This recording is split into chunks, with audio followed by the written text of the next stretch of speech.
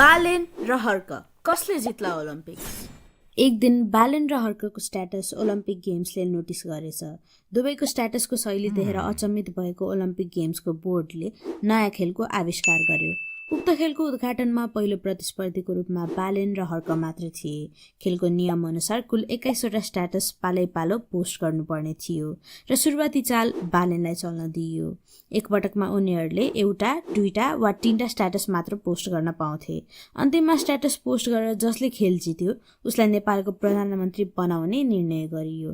तर जनता जान्न चाहन्छन्, पहिलो चाल चाल्दैमा के बालेनले जित सुनिश्चित गर्न सक्छन्?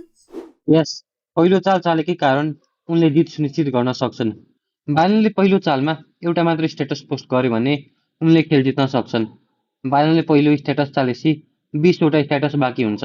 नाउ हर्कले 100वटा स्ट्याटस पोस्ट गर्यो भने बालेनले जित्नको लागि 4-1वटा स्ट्याटस पोस्ट गर्नुपर्छ।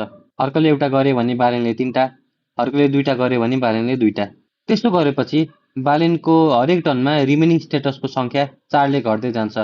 20, 16, 12 हुँदै 4 बन्छ। यसलाई बालेनले मोनोभेरिएन्ट फोर्स गरेको भन्न सकिन्छ। मोनोभेरिएन्ट भनेको कुनै चिज एउटै कन्स्ट्यान्ट भ्यालुले घट्नु हो।